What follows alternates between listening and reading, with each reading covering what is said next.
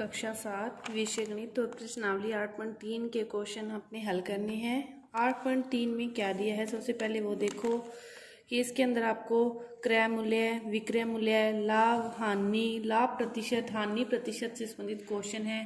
तो क्रय मूल्य कौन किसे कहते हैं कि किसी भी वस्तु को खरीदने के लिए अपने उस वस्तु के लिए जितना भुगतान करते हैं, खरीदने के लिए जितना भुगतान करते हैं वह उस वस्तु का क्या होता है, क्रय मूल्य होता है। और विक्रय मूल्य किसी भी वस्तु को अपने बेचते हैं तो अपने को जो राशि प्राप्त होती है तो वह उस वस्तु का क्या होता है, विक्रय मूल्य होता है। अब यदि अपने कोई वस्तु खरीदी, उसको खरीदी 100 रुपये में, तो वो उसका क्या हो गया, क्रय मूल्य। और उसको यदि अपने बेच दिया 120 रुपये में, तो वह उस वस्तु का क्या हो गया, विक्रय मूल्य हो गया। ये अपने एक ही वस्तु की बात कर रहे हैं कि एक वस्तु को खरीदा तो 100 में था, उसको बेच दिया 120 रुपये में। अब देखो फिर इसमें क्या हुआ, विक्रय मूल्य क्या है, ज़्यादा है। अपने तो 100 ही रुपये लगाए थे, लेकिन अपने को कितने रुपए मिले, 120, यानी कि कितने रुपए ज़्यादा मिले, 20 रुपये ज़्यादा मिले। तो ये 20 रुपये उस वस्तु के लिए क्या हो गया, लाभ हो गया।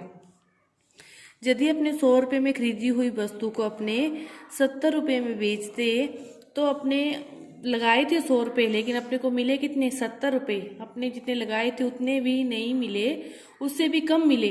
तो अब उस वस्तु के लिए क्या होगी, हानि होगी। और हानि फिर कितनी होगी, इन दोनों का घटाव के बराबर 30 रुपये। अपने 30 रुपये लग गए एक्स्ट्रा, अपने को जो नहीं मिले वो क्या होगी, हानि होगी। कि क्रय मूल्य यदि ज़्यादा है और विक्रय मूल्य कम है तो उस वस्तु पर क्या होती है, हानि होती है। और यदि विक्रय मूल्य ज़्यादा है और क्रय मूल्य कम है तो उस वस्तु के पर क्या होती है, लाभ होता है।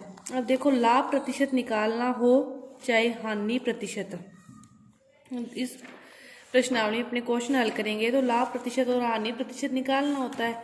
लाभ प्रतिशत निकालना है तो लाभ होगा तब कौन सा मूल्य ज़्यादा होगा, विक्रय मूल्य। तो विक्रय मूल्य में से क्रय मूल्य को घटाएंगे और उसमें भाग किसका देंगे, भाग हमेशा दोनों में ही किसका देंगे, क्रय मूल्य का। कि विक्रय मूल्य माइनस क्रय मूल्य बटा में क्रय मूल्य। और हानि होती है तब कौन सा मूल्य ज़्यादा होता है, क्रय मूल्य। तो फिर क्रय मूल्य माइनस विक्रय मूल्य, और हमेशा नीचे किसका भाग आता है, क्रय मूल्य का आता है। और नहीं तो ये कह सकते हैं कि हमेशा जो नीचे भाग देते हैं प्रतिशत निकालने के लिए, वृद्धि प्रतिशत, कमी प्रतिशत, चाहे और भी क्वेश्चन आएंगे जनसंख्या वाले, तो उनमें भी हमेशा जो नीचे देते हैं भाग, उसमें वो स्टार्टिंग वाले मूल्य का देते हैं, पहले वाले मूल्य का जो शुरू होता है जिससे। अब वस्तु को खरीदेंगे फिर ही बेचेंगे तो क्रय मूल्य कौन सा मूल्य होता है, किसी वस्तु का स्टार्टिंग मूल्य होता है। तो नीचे हमेशा किसका भाग देंगे, स्टार्टिंग मूल्य का।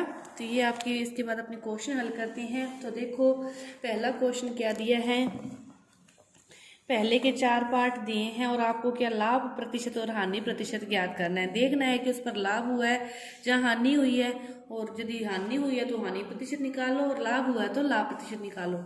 तो पहला क्वेश्चन देखो कि बगीचे में काम आने वाली कैंची 250 रुपये में खरीदी गई, यानी कि क्रय मूल्य है 250 रुपये, उस कैंची का क्या है, क्रय मूल्य। और उसे बेची कितने में, 325 रुपये में। क्रय मूल्य है 250 और उसे बेची कितने में, 325 में। तो ये कौन सा मूल्य हो गया, विक्रय मूल्य। तो अब इस पर क्या हुआ, क्रय मूल्य ज़्यादा है या विक्रय मूल्य है, तो विक्रय मूल्य ज़्यादा है, तो इस पर क्या हुआ, लाभ हुआ। अब लाभ हुआ तो वो कितने रुपए हुआ, दोनों का क्या करेंगे, घटाव करेंगे। तो 325 में से अब क्या करो, 250 को आप घटा दोगे तो कितने रुपए आए, 75 रुपये। 75 रुपये उस पर क्या हो गया, लाभ हो गया। अब लाभ प्रतिशत निकालना है। लाभ प्रतिशत निकालने के लिए 75 बटा में क्रय मूल्य कितना है, 250 गुना में 100, 1 0 से 1 0 कट गई, 25 का भाग देंगे तो 25 दिए 75, और 3 को 10 से गुना करोगे तो 30%। उसको लाभ कितना हो गया, 30%। अब इसका दूसरा क्वेश्चन देखो क्या दिया है कि एक रेफ्रिजरेटर 12,000 रुपये में खरीदा और उसे कितने में बेचा, 13,500 में बेचा। तो खरीदा 12,000 लगाए उसे और मिले उसे 13,500, यानी कि कितने रुपए ज़्यादा मिले, 1,500 रुपये ज़्यादा मिले। तो पहले क्वेश्चन की तरह इसमें भी क्या हुआ, लाभ ही हुआ, और पहले के सेम ही क्वेश्चन है तो इसे आप क्या करोगे, समय हल करोगे। एक अलमारी इतने में खरीदी और इतने में बेची, तो इसमें भी लाभ हुआ है। तो आप इसको, इन क्वेश्चनों को, बाकी के क्वेश्चनों को आप क्या करोगे, खुद हल करोगे। इसके बाद देखो दूसरा क्वेश्चन कि दिए गए प्रत्येक अनुपात के दोनों पदों को प्रतिशत में बदलिए। जैसे प्रतिशत में अनुपात को कैसे बदलते हैं, जैसे पहला क्वेश्चन दे रखा है 3:1। दूसरे का जो पहला क्वेश्चन है वो आपको क्या दे रखा है, 3:1। प्रतिशत में बदलने के लिए दोनों को अलग अलग बदलना है। तो पहले जैसे अपने 3 को कर रहे हैं, तो ऊपर तो 3 जिसका निकालना है, नीचे दोनों का योग 3 और 1 कितना हो गया 4, और गुना में प्रतिशत में बदलने के लिए हमेशा गुना 100। 4 का भाग देंगे 25 और 25 दिया है 75%। अब 1 को बदलना है तो 1 और बटा में दोनों का योग ही आएगा और गुना में 100 25, तो ये कितना प्रतिशत हो गया 25%। ये दूसरे का पहला क्वेश्चन है। तो दूसरे का दूसरा क्वेश्चन देखो क्या दिया है, 2:3:5।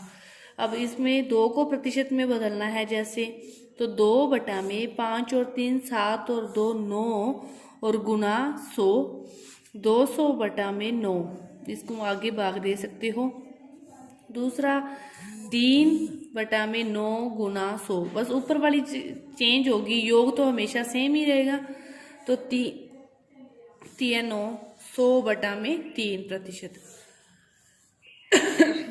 5 बटा में 9 गुना 100 बराबर 500 बटा में 9%। आगे भाग दे के पॉइंटों में भी इसके उत्तर आ सकते हैं। तो इसके भी जो 2 क्वेश्चन हैं 1:4 और 1:2:5 इसमें हल करोगे। तो तीसरा क्वेश्चन देखो क्या दिया है कि एक नगर की जनसंख्या 25,000 से बढ़कर 24,500 रह गई। 25,000 से घटकर 24,500 रह गई, तो घटने का प्रतिशत ज्ञात करना है। पहले तो कितनी थी 25,000। तीसरा जो क्वेश्चन है उसकी नगर की किसी की जनसंख्या पहले तो थी 25,000 और बाद में वो कितनी रहेगी 24,500। तो पहले तो दोनों का घटाव करोगे, कितना उसमें कमी है 500 कि 500 वो घट गई जनसंख्या उसकी, और घटने का प्रतिशत ज्ञात करना है। तो जो दोनों का अंतर है वो तो ऊपर आएगा ही। नीचे हमेशा कौन सा आता है, प्रारंभिक मूल्य या प्रारंभिक जनसंख्या। तो प्रारंभिक पहले कौन सी थी 25,000, तो 25,000 गुना में 100, 2 0 से 2 0 कट गई, 1 से 1, 5 से भाग देंगे 10, 5 5 है 25, फिर 5 का भाग दोगे तो 2%। जो घटने का प्रतिशत है वो कितना है 2%। चौथा क्वेश्चन देखो क्या दिया है कि अरुण ने एक कार 3,50,000 में खरीदी। अगले वर्ष उसका मूल्य बढ़कर कितना हो गया 3,70,000। तो कार के मूल्य की प्रतिशत वृद्धि ज्ञात करनी है। तो तीसरे क्वेश्चन में तो क्या थी, कमी थी, इसमें वृद्धि है। क्वेश्चन सेम ही है। देखो 3,50,000 पहला मूल्य है, 3,50,000 तो मूल्य है वो प्रारंभिक है, और बाद में कितना हो गया 3,70,000। तो दोनों का घटाव करोगे तो वो तो आ गया 20,000। प्रतिशत निकालने के लिए नीचे हमेशा कौन सा मूल्य आता है, प्रारंभिक मूल्य। तो प्रारंभिक मूल्य 4 0 से 4 0 कट गई।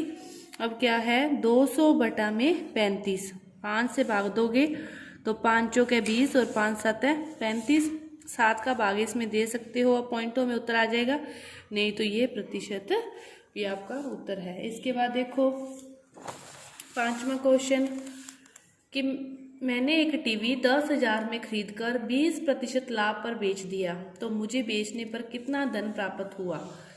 एक टीवी है 10,000 में तो खरीदा और उसे क्या किया 20% लाभ पर बेच दिया।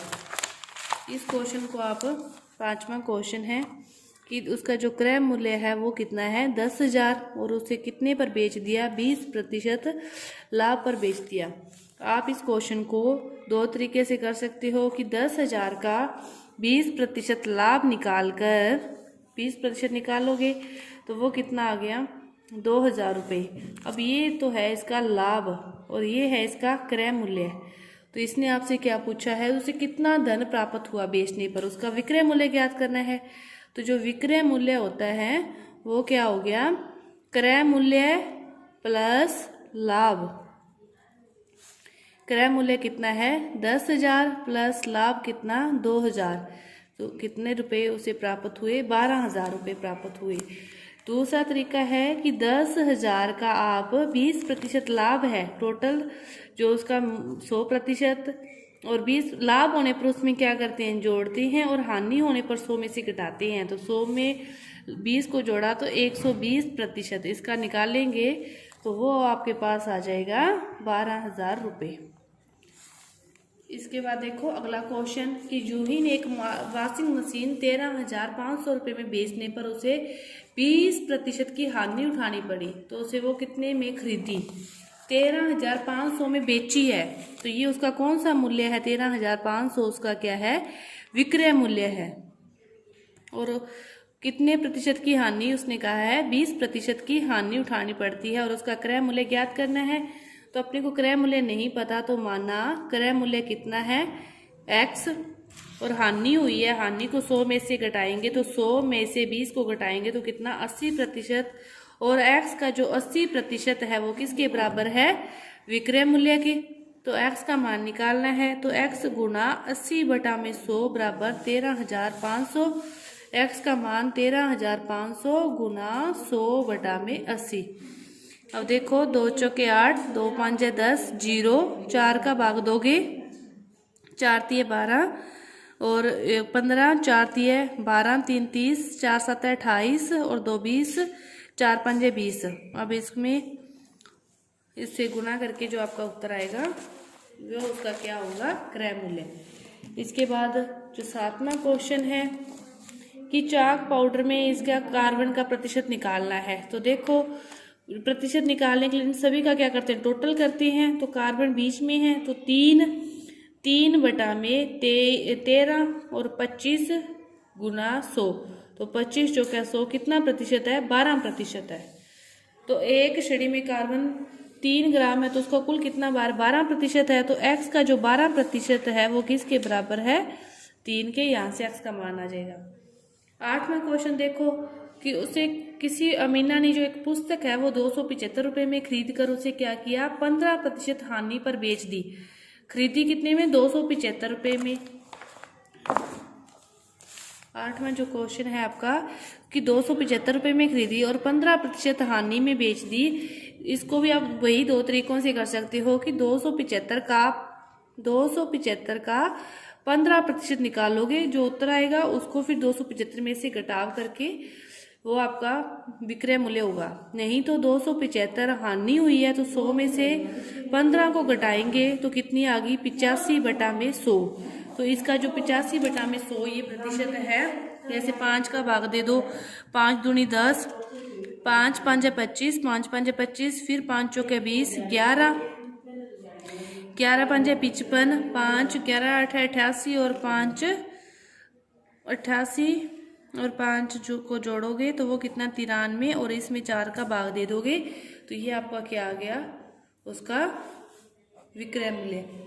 इसके बाद 9वां जो क्वेश्चन है कि 3 वर्ष में कितना मिश्रधन दिया होगा? मूलधन दे रखा है, दर दे रखी है, समय। जो अपनी 8.2 प्रश्नावली की थी उसके सारे ही क्वेश्चन अपने यही किए थे, तो ये आप क्वेश्चन स्वयं हल करोगे।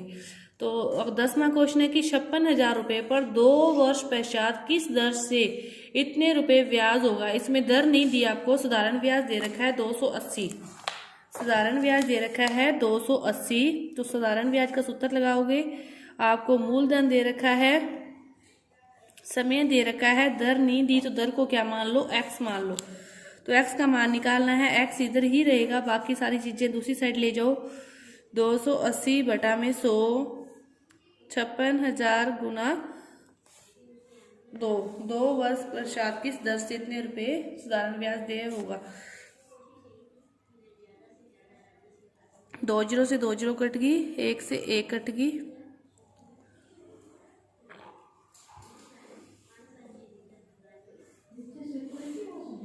यहाँ से x का मान ज्ञात हो जाएगा। इसके बाद 9वां क्वेश्चन देखो कि मीना ने 9% वार्षिक दर से 1 वर्ष पश्चात 45 रुपये में दे दिए। उसने कितना धन उधार लिया?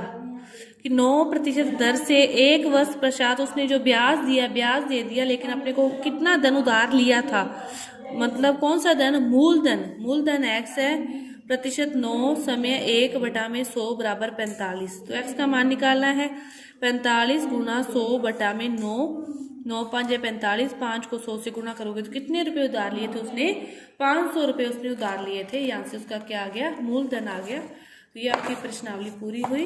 धन्यवाद।